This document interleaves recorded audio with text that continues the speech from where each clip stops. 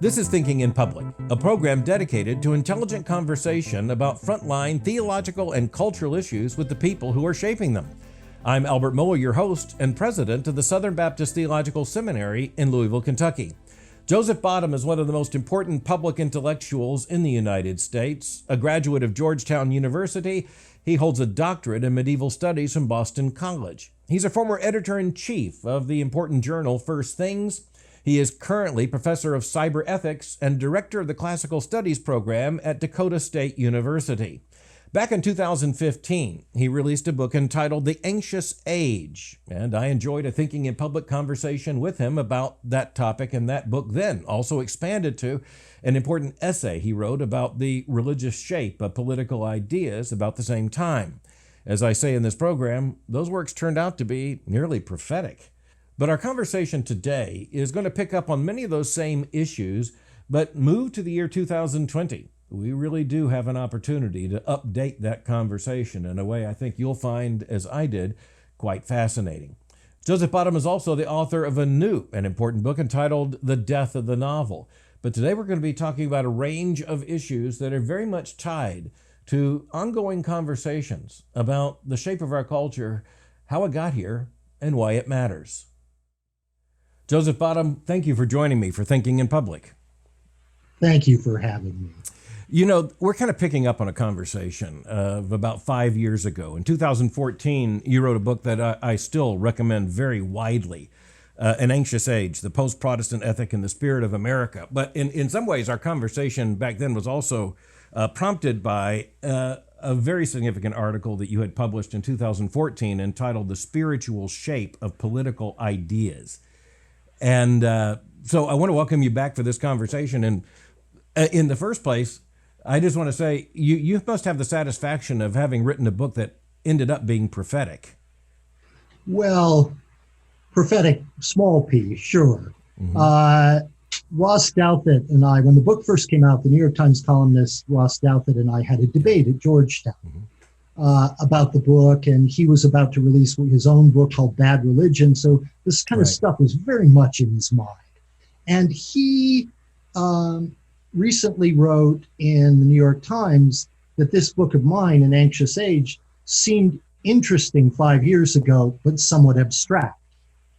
And he said, turns out, like now, it's impossible to deny the spiritual hunger that is in these people and manifesting it, that are marching in the streets of the city and looting and expressing a spiritual hunger, it seems to me, that like all unfulfilled, or like many unfulfilled spiritual hungers, expresses itself in violence.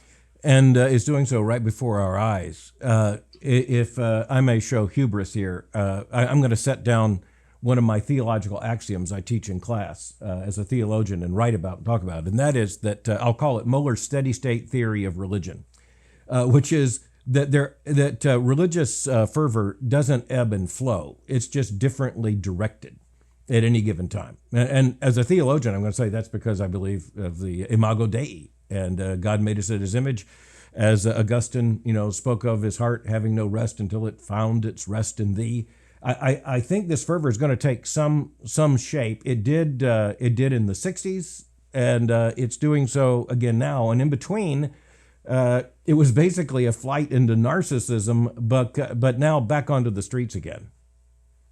I think that's right. But in America, it occurs with a kind of particularity that's worth our noticing. The general proposition that human beings are always thus is absolutely right. But different cultures, different times, different histories make it manifest itself in different ways. Right. And on the streets of America right now, we're seeing a particular form of this spirituality, of the spiritual hunger that is the human, the restless heart that is the human. And what that particularity is, I claimed 5 years ago, is shaped for these people, though they know it not, as or by the death of the mainline Protestant churches. Yes. That it is a particularly Protestant form that, of course, is not Protestant at all. It's from the mainline churches, the demons in America that they used to corral and redirect toward self-improvement, toward sanctification, toward civic activity, a lot of other things. When the churches failed, when those mainline churches that were, I claim, and I've always claimed, the very definition of America, when they failed, they let loose those demons.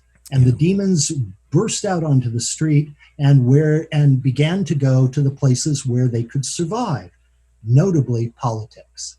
Yeah. As I've said over and over again, if you think your ordinary political opponents are not merely mistaken but actually evil, you have ceased to do politics and begun to do something resembling religion. Yeah, certainly something resembling theology in the categories of good and evil. As we're thinking about this, by the way, you talk about particularly American. I was telling some students the other day, the way I look at it is this: as a student of literature and theology and trying to understand the world, it takes about a century to find out what Russians think.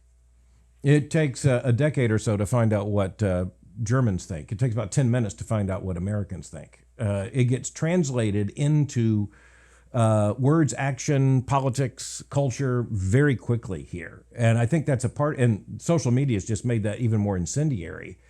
And so a lot of the things that had been kind of bubbling under the surface and maybe a repressed religious urge, it's no longer repressed. And you make a... And the fact that they don't know that it's religious is an irony here. And of course, the religions that emerge out of this kind of theology less spiritual anxiety, as Max Weber taught us to think about spiritual anxiety as an actual influence on history and culture. And the fact that they don't recognize that makes it worse. Mm-hmm. It allows it to achieve some kinds of expressions without any sense of a limiting argument. G.K. Chesterton once, one of his famous lines in Orthodoxy is, the world is full of Christian impulses gone mad. Right. What we've got here are Christian ideas gone mad.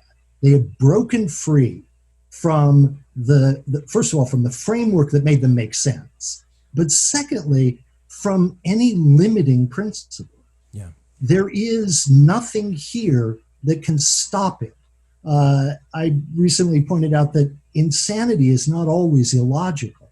Sure. Sometimes it's perfectly logical. Absolutely. It's a thought carried out to its furthest consequences without ever letting any other thoughts intrude. Yeah. I mean, Dostoevsky, if no one else, theology is the sophisticated view, or theology is a sophisticated intellectual activity of limitation.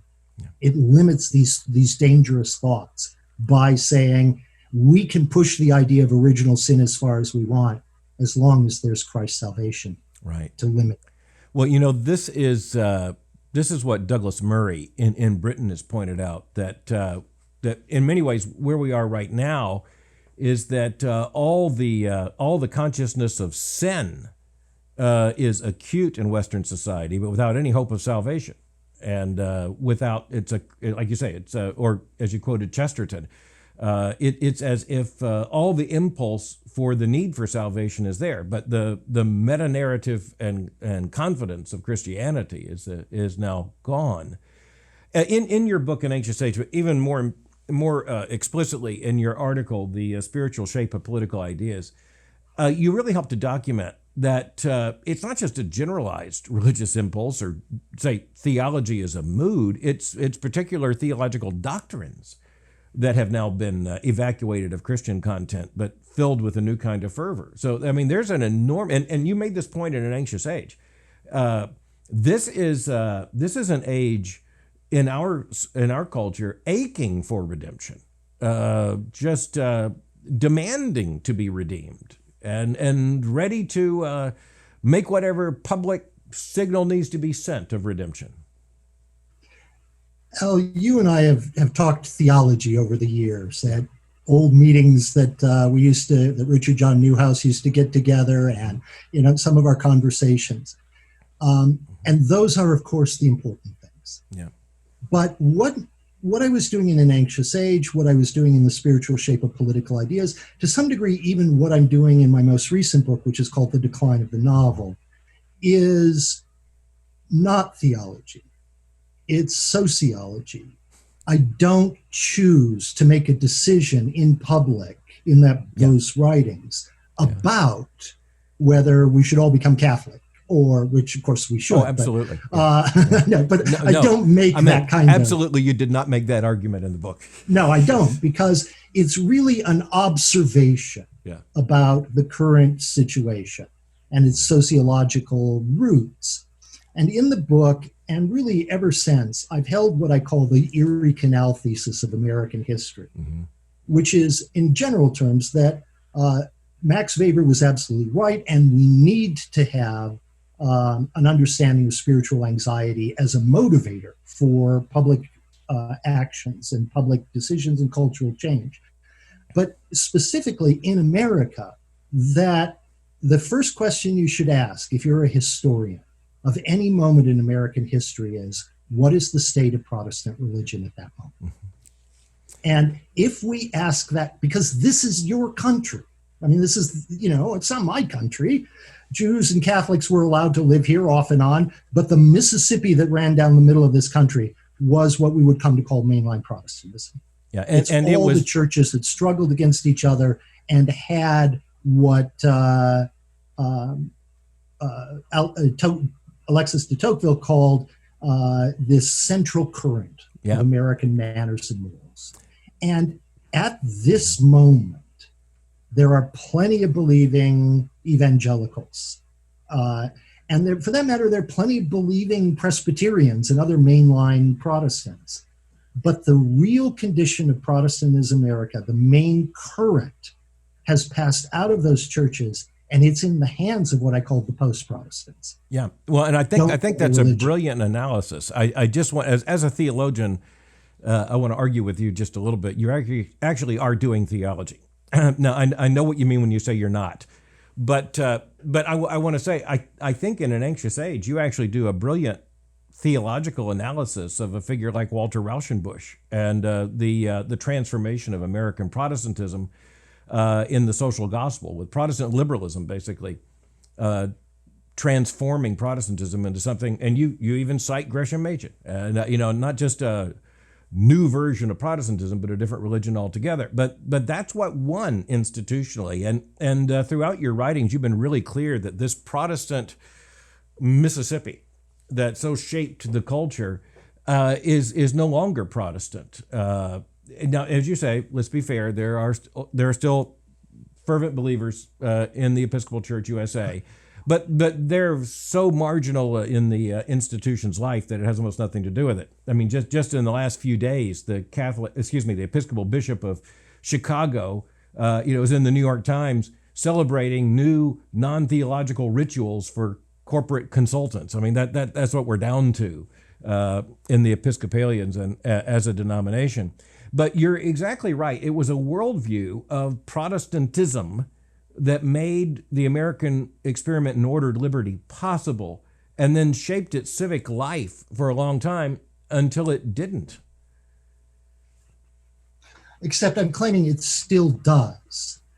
That the genealogy of this passes through those mainline churches far more than it does argue, for instance, that we can talk all we want about the Puritan roots of America. Right. And in the 1950s, when American studies was suddenly introduced into the curriculum of colleges as a field, there was Perry Miller, there were a lot of people looking back to the Puritans.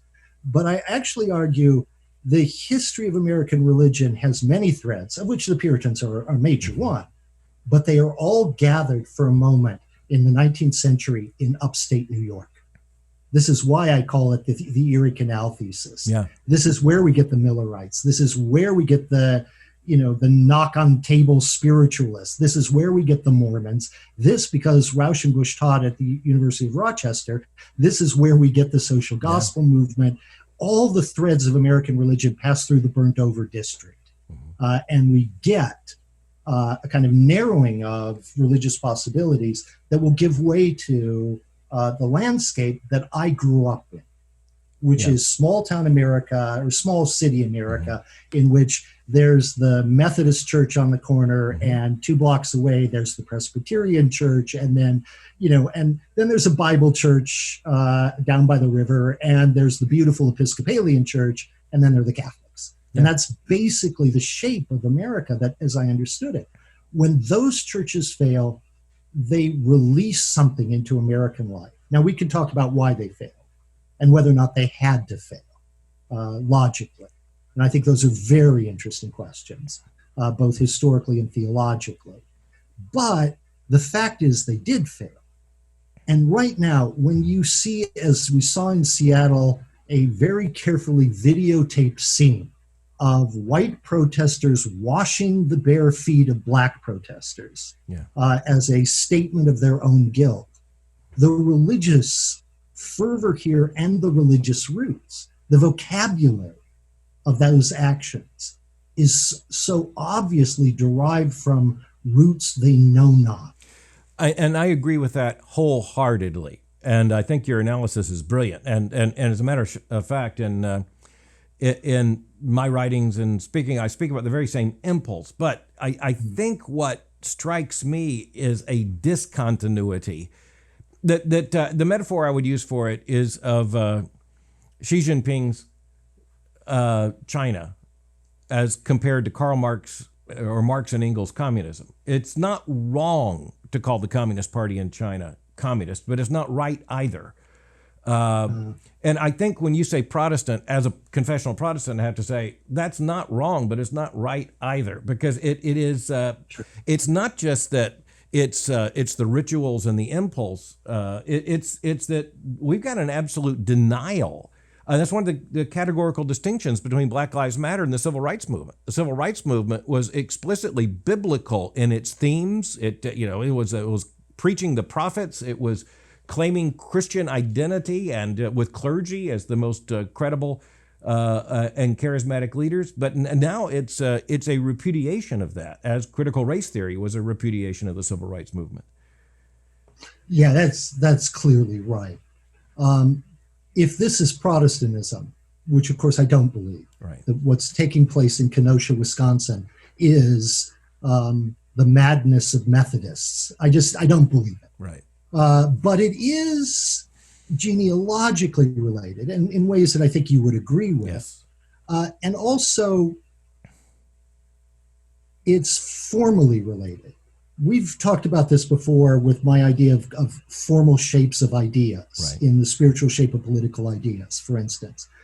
But it's formally related to some of the old mainline stuff. If we can't call it Protestantism, which we clearly should not.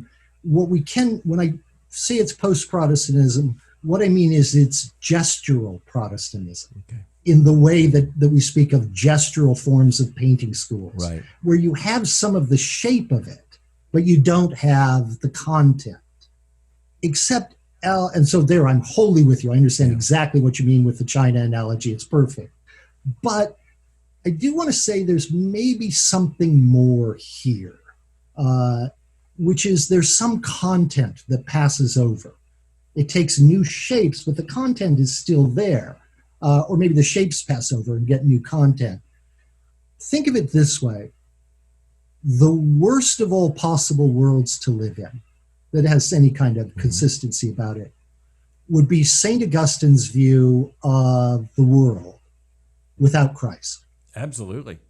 Then you live in a world of despair. You live in a world of guilt. This is King Lear. Shakespeare deliberately sets that play in prehistoric England, and you have a world of Augustine's view of the universe, except without the second half of it.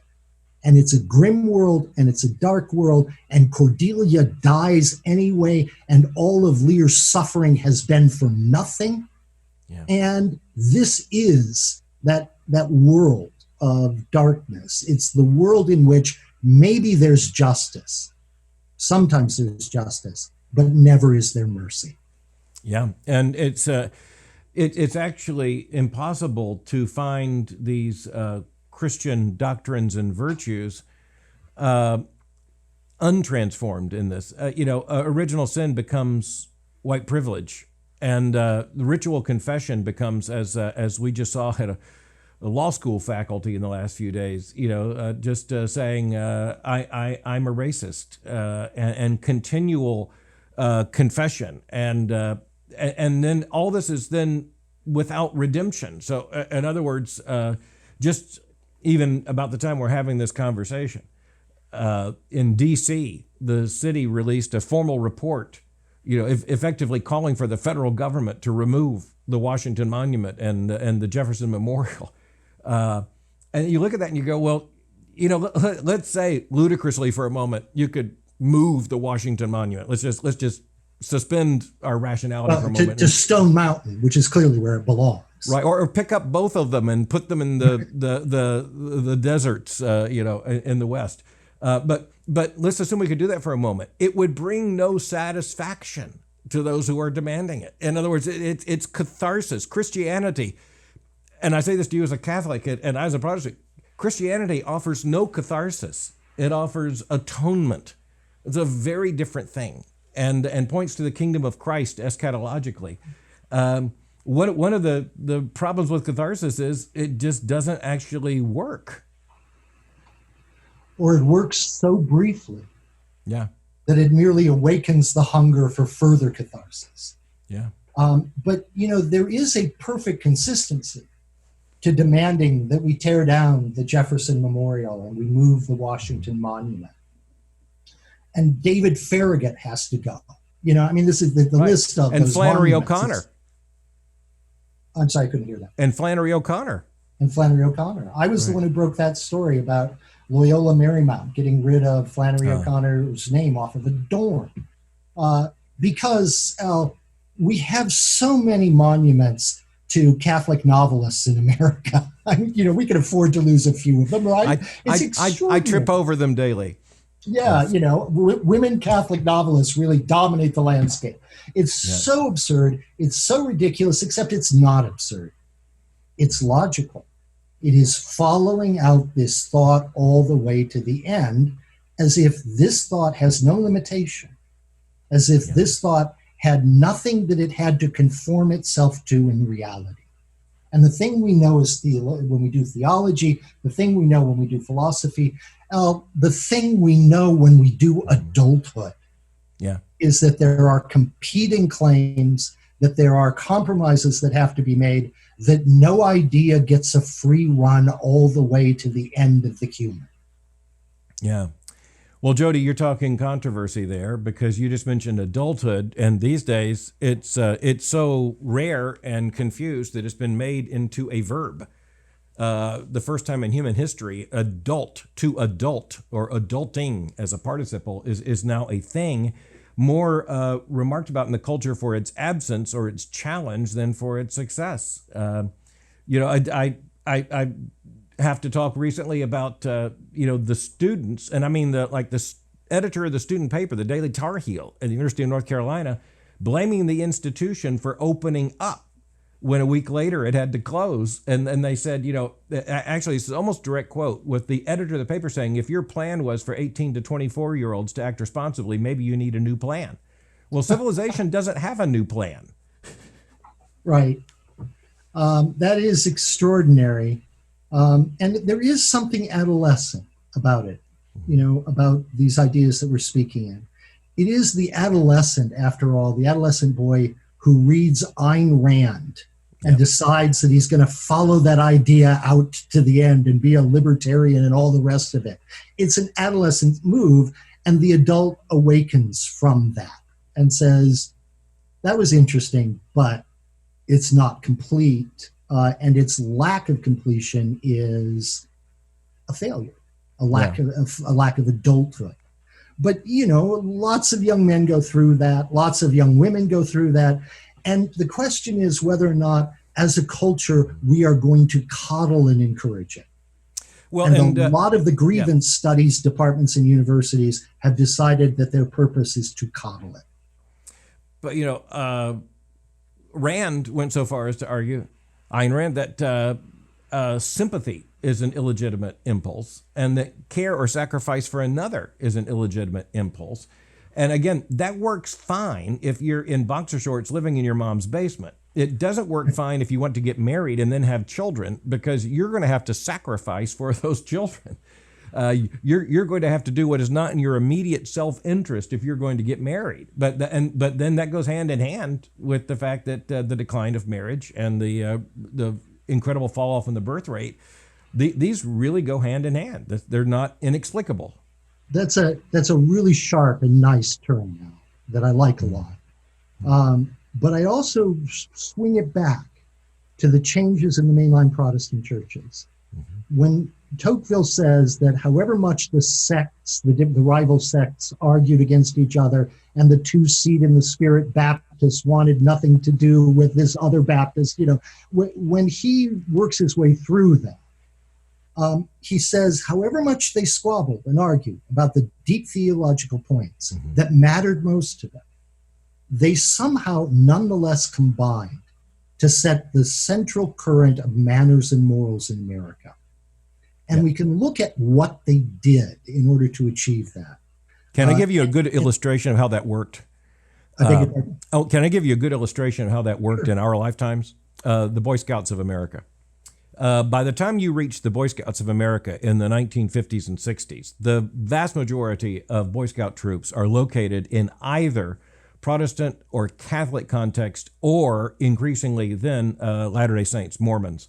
Sure. So that by the time you reach the Boy Scouts, when I joined the Scouts about 1970, it was the same morality, it was the same moral code, it was the same basic ethical universe, it was the same practices, the same uniforms, and all the rest. And but you had a God and Country badge, which was related to your specific church. So the Catholics, had requirements for the God and Country badge that were Catholic, and the Methodists and the Baptists. In my hometown, they weren't even removed by 2 blocks, just one. They had their own, but in the main, a Boy Scout was a Boy Scout, and I to me that is one very clear statement of this Protestant consensus. That and you could say, using Will Herberg, Protestant Catholic Jew. There was this religious mainstream, and the Protestants dominated, there's no doubt, and set the rules. I accept your charge that we built this world in that sense, but not all the responsibility for what happened thereafter. I think that's a wonderful example. Another along some of that same line that I was actually more reminded of than Christian professions of faith by those law school faculty who had to introduce themselves as racists. Right. There was an element of the profession of faith there. But there was also, I was more reminded of an Alcoholics Anonymous meeting. Yeah. In which you have to stand up and say, I'm an alcoholic. Right. And of course, that was in exactly the way that the Boy Scouts were a non-denominational Protestant American institution. Alcoholics Anonymous began as exactly that. Yeah, and you may have noticed a flurry of articles just in the last several weeks about the demand for non-theistic, non-religious forms of Alcoholics Anonymous, because that's just the recitation of dependence on a higher power is just too much, which I think gets to the post and post-Protestant. When the Oxford movement came about, and out of that Alcoholics Anonymous, there was enough Protestant structure to the culture that higher power was actually a term that was used by people like Norman Vincent Peale, who I'd say in many ways is post-Protestant. Sure. Al, I think that's really well observed. Also, think of it, think how long this was building. Nietzsche, who, René Girard taught me to think of Nietzsche as one of the great theologians of the 19th century, doing theology in the mode of anti-theology. Exactly. And ever since he made that remark to me, I've thought about Nietzsche in this way. At one point, he goes after the English, whom he thinks are just 50 years behind everybody else in Europe, the sophisticated opinion in Europe. And he denounces English flatheads and little moralistic females a la George Eliot. which is just a wonderful phrase, as Nietzsche so often has, but for the crime or for the failure, which was thinking they could preserve Christian ethics without Christian metaphysics. Right. That you could get rid of God and yet somehow keep that ethics. Yeah. Here we are 120 years after Nietzsche. And what do we get? We get this idea that Alcoholics Anonymous is going to work but we can just strip out the incidental part of the metaphysics, of the God stuff. It was madness in George Eliot in the 19th century. It's madness in the people demanding what you say in the 21st century. But even more, I think the mainline Protestant churches, thanks to Rauschenbusch, thanks to the victory of the social gospel movement, were already giving up on the metaphysics and seeing that required them giving up on some of the old ethics. And when you gave up on some of the old ethics, you ceased to form America in the way that you used to do. In the book, I put it this way. I say, those churches mattered more when they wanted to matter less. When their concerns were theology, they mattered more. When their concerns became public events, they mattered a whole lot less. Yeah. Let me document a little bit more the truth of what you're saying here. I think that's a brilliant insight. I remember in your book where you make a particular statement about Lutherans. When Lutherans were mostly about God, they mattered a great deal. Well, when you and I don't mean this just about Lutherans, but any denomination that shifted its emphasis into the social sphere basically lost its voice. But one of the things as a theologian I keep trying to go back to is the fact that if you look at the claims of the Protestant liberals, Rauschenbusch to an extent, but in particular people like Harry Emerson Fosdick in the early 20th century, their argument was we have to abandon the metaphysic to keep the morality. And John D. Rockefeller brought that entirely, and even constructing the Riverside Church, it had all the symbols of transcendence, but there was no theism basically in it. Certainly by the end of Fosdick's ministry. But the thing is that their heirs have now become the most antagonistic to Christian morality, because they said sacrifice theology, you can keep the morality, and actually it was the opposite, of course. No, it's well observed, and I think exactly right. But I would say that when the mainline churches wanted to matter sociologically and politically and culturally, their turn was to the ethical issues of the day. And they wanted to opine on that from a position of being moral people instead of being a position of believers in a certain account of the universe. And there are a bunch of consequences to that, but you can see what you just described. You can't preserve the ethics. In fact, now it's the ethics that you have to reject. You can see that, it seems to me, when the mainline Protestant churches decided to embrace divorce, which was the 30s to the 50s and into the 60s for some of them. But now, Again, I want to set aside the theological argument about divorce, right? Which I, as a Catholic, profoundly disapprove. And as a sociologist, I profoundly disapprove. And I think the effect on children is unbelievably devastating. Right. But set all that aside and just think about the logic of it here. If Tocqueville is right, that this, what would become the main line, sent the central current of manners and morals, how did they shape America? How did that happen? It happened through the church's understanding of the shape of human life, from baptism to marriage to funeral. When Tocqueville points to what Burke would call the small platoons, all those passages in Tocqueville that our communitarian friends latched onto about the small institutions that that America had that France did not. If you actually look at his examples, they are primarily drawn from volunteer fire departments and burial societies. That we could form these groups to make sure that our funerals are not unattended. These churches gave a shape to life in America through their marriage theology, through their insistence on marriage, and their insistence on the importance of funerals. and their insistence on the importance of baptism for that Right. matter. No, absolutely. And that gave a shape to life. And we had talked earlier about adulthood. Why was adulthood in the shape of life that we were expected to have as Americans? Because the churches, in their central current of moral and manners, gave that shape to us. Right. When they began to embrace divorce, it seems to me you start to see a breakdown of the shape that they gave American life and the importance of the marriage culture and the rest of it. Now, it's a small example, and the ethics is going to long outlast that, the power of the mainline churches and the ethics. But it is a sign that already very early on, they were willing to trade their mess of pottage for a pot of message. Yeah, they were willing like to that. Give it up.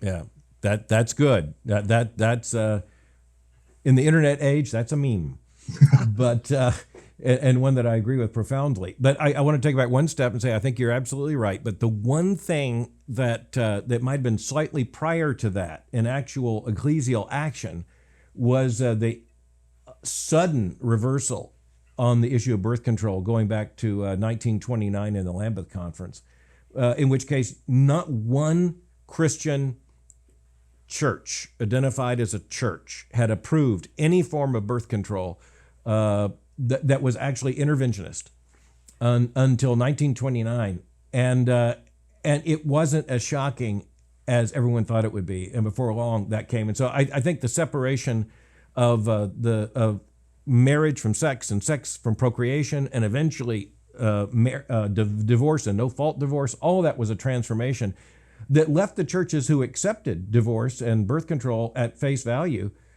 largely bereft of any authority to try to tie these things back together by the time you get to the sexual revolution. That's exactly right, Al.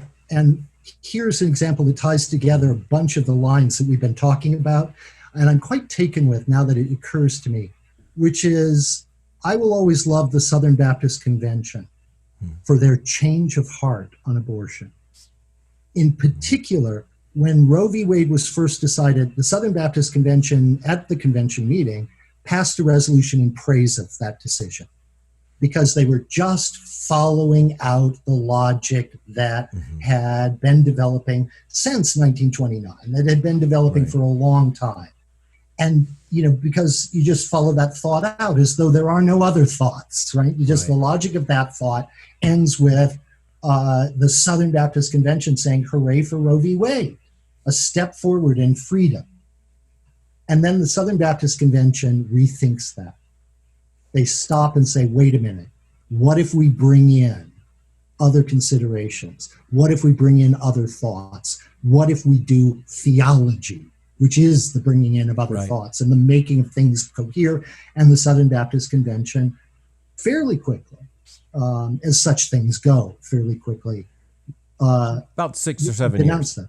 Yeah. It was 6 or 7 years, was it? Yeah. So the situation as a Southern Baptist, not out of trying to defend Southern Baptists, because the resolutions of about 1972 and 73 are indefensible. They actually were kind of worse than you described in one sense, because one of the resolutions came out before Wade, Roe v. Wade, and basically kind of set the intellectual apparatus up that looks like Roe. And so that's just even more horrible. But the fact is that became that resolution, or the resolutions of that era, but one in particular, as you say, it became the catalyst for a populist uprising in the Southern Baptist Convention. And so that resolution was produced by elites.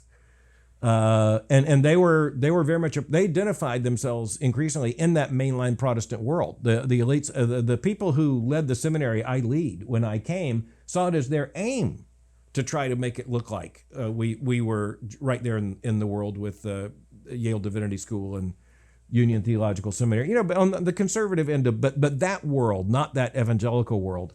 And all that changed radically within a period of a very short amount of time. And so by the time you get to 1980, you've got a very clear repudiation of that previous resolution and a very pro-life statement. And so I appreciate you drawing attention to it. I want to say, in some sense, it's worse, but it does show you that the people in the Southern Baptist Convention were going to put up with that kind of nonsense, thankfully. One of the things that happened in the 80s and the 90s, which I lived through more clearly, is in the churches, the distinctive Protestant charismas, the distinctive denominational identities began to blur in ways that I think were profoundly unhelpful and in fact dangerous. The failure of Methodism, the failure of the Seventh-day Adventists, for instance, or the Disciples of Christ, which have basically ceased to exist after being one of the founding members of the National Council of Churches, one of the 7 dominant mainline Protestant churches. When was the last time you met a disciple of Christ? I mean, it's extraordinary collapse. But these denominations had distinct confessional identities, charismas in the Catholic vocabulary. And they're passing, as a diminution. It makes me sad that this way of Christian living has just faded away. Now, I don't want those ways. I don't want to live I'm not going to be a Methodist, but I can admire it at its peak. I'm not going to be a Presbyterian, Baptist, but I can admire it at its peak. I'm not going to be a Pentecostal, but I can admire it. In fact, I often say, if I weren't a Catholic, if I had to be some form of Protestant, I probably would be a Pentecostal because I believe in the reality of the Holy Spirit and the rest of it. But all of that added up to a strange moment in the 80s and 90s in which if you were a liberal in, say, the Episcopal Church or the Presbyterian Church, you identified more fully and completely with liberals in the other denominations than you did with conservatives in your own denomination. Well, and the same increasingly became true for the conservatives. Absolutely. And I'm about to make that point for you and say I'm in pretty constant communication with evangelicals left in the United Methodist Church, which is one of those interesting stories right now. And I have close family ties to Methodism. And as a Southern Baptist, I want to say that Methodism had about as much to do with the shaping of American culture as Baptists did. Especially on the frontier and especially in the South. Yeah. But when you look at where they are right now, I mean, the liberals, they gained control of the apparatus because they identified with a larger elite in the United States. And so the problem is that the elites had the lawyers to establish the rules, and they own the property, which leave these people trapped. And so it's a very sad thing to see. And it makes me, by the way, all the more ardently Baptist because we own our own property.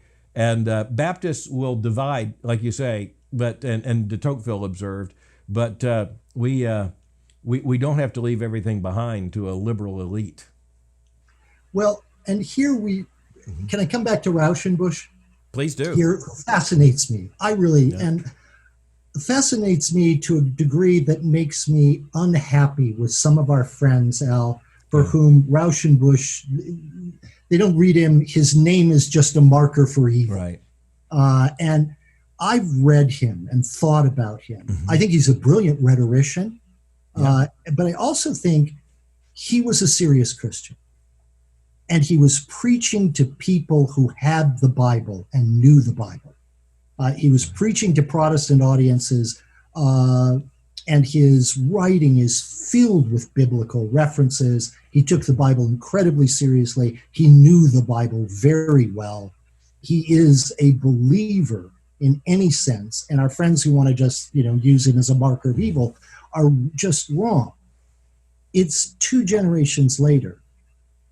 And I think Machen saw this. That's why he's so important.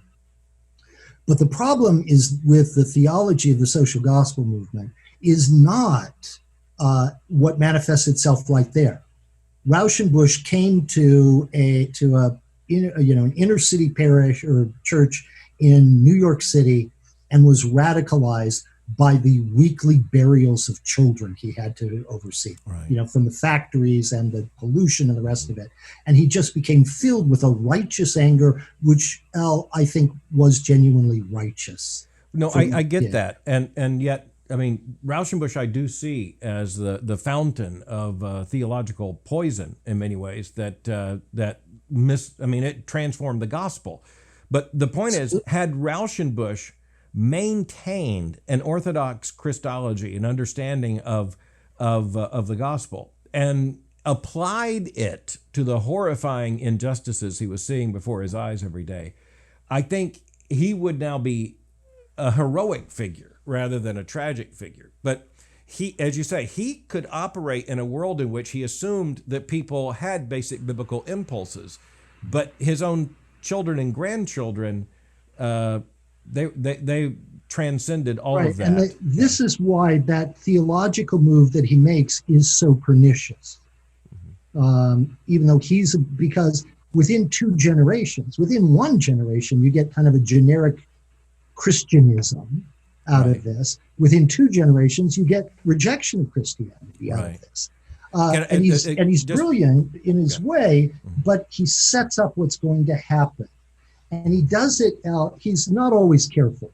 I mean, I think he is very smart, but smart as a second-tier thinker. And he's not Nietzsche. He's not, John Henry Newman. He's not one of these great figures of intellectual life, but he's a good, solid second-tier thinker.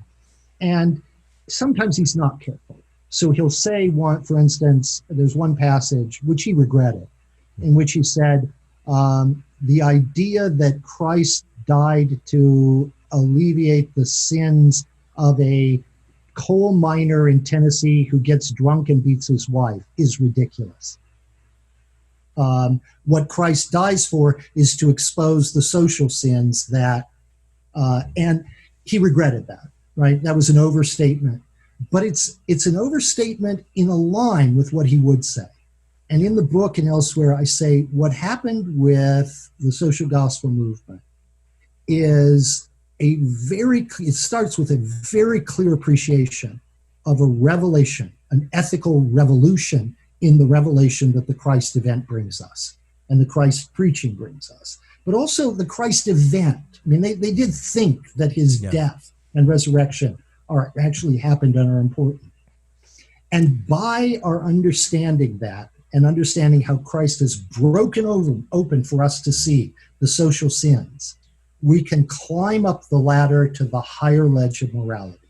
And the metaphor I use, which I got from Wittgenstein, the metaphor I use is the trouble with ladders is once you've reached the higher ledge, you don't need the ladder anymore.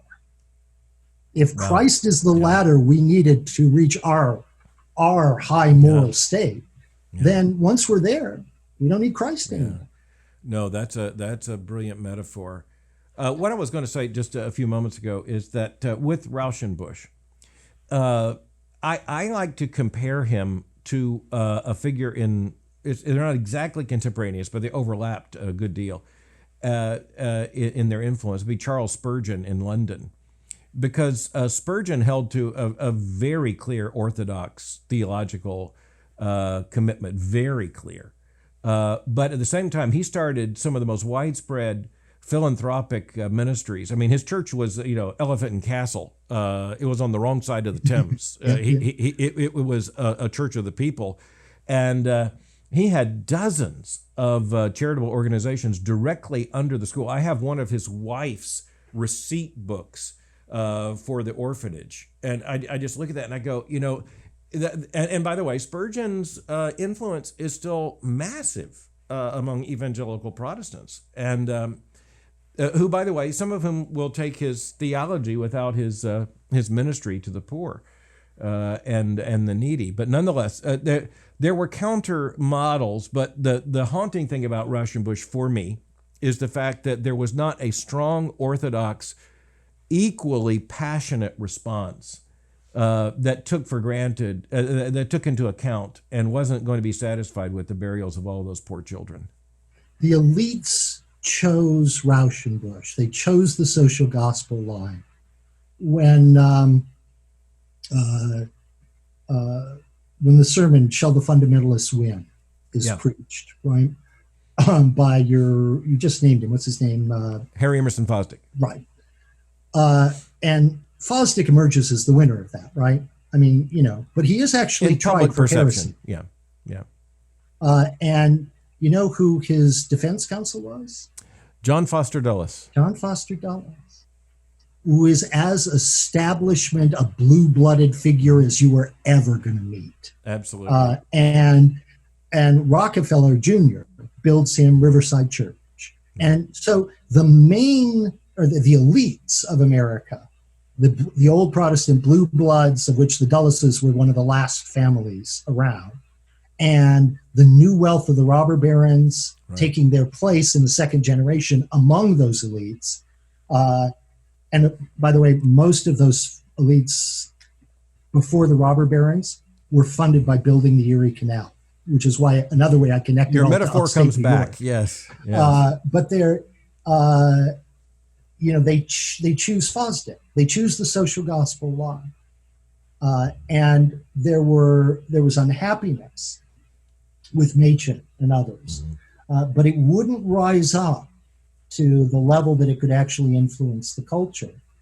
And thus the social gospel movement was allowed to follow out its necessary progression, which will end with the collapse of the mainline Protestant churches in every demographic and statistical measurement, and produce these demons that have gone into politics and infect young people and older people with enthusiasm, with radicalism, with a madness in search of resolution, and a hunger for salvation that can never be satisfied. Well, that deserves to be the last word in what has been an exhilarating conversation, as always. Jody, thank you for joining with me in this conversation today. I want to tell you, I promised that we would get to your newest book, The Decline of the Novel, but I'm just going to have to ask, because it raises many of these issues, but takes them into an entirely different context that would be fascinating to unpack. So if you'll allow, I'd like to say, I'd like to do another conversation with you. I'd love that, Al, because I do see the modern novel, as something that the Protestants gave us. And its failure, it comes from the same root. But as you say, that's a conversation for another day. It is, but I told one of my colleagues just before this conversation today that your new book, The Decline of the Novel, was a book that I regretted only because it had to come to an end. Because I felt like I was talking with many friends. But anyway, we'll hold that for another conversation. But I really want to appreciate the mind you bring to this, and the fact that as I get older, conversations like this just become more valuable and treasured by me. And the fact that we've had conversations through the years just makes it better. And I hope by God's grace we can have many more. Thanks, Al. I enjoyed this a great deal. God bless you. Thank you. A central part of our Christian intellectual responsibility is to try to understand what is going on around us in the world, to come to a true account of what's happening and what these things mean, to try to understand the currents that are shaping the society around us, and of course, to try to determine our Christian responsibility in the midst of this very urgent age. That should lead us to some really important conversations. I feel like today's conversation was one that was not only fascinating, but also important, raising an incredible array of issues that thoughtful Christians ought to think about. And of course, it's not just a matter of thinking about these issues in the abstract. It's a matter of looking at our own lives, our own marriages, our own churches, our own families, our own communities to see how these issues are being framed and reframed and sometimes unframed. But the conversation today with Jody Bottum helps to underline, I hope, certainly does for me, the fact that there are no genuinely non-theological conversations. If you're talking about issues of importance, inevitably, you end up talking about theology, but rarely as well or as interesting as that opportunity today. Thanks again to Jody Bottum for joining with me today for Thinking in Public, and thank you for joining with us. If you enjoyed this conversation, you will find more than 100 of them at albertmohler.com under the tab Thinking in Public. For information on the Southern Baptist Theological Seminary, go to sbts.edu. For information on Boyce College, go to boycecollege.com. Thanks for joining me for Thinking in Public. Until next time, keep thinking. I'm Albert Mohler.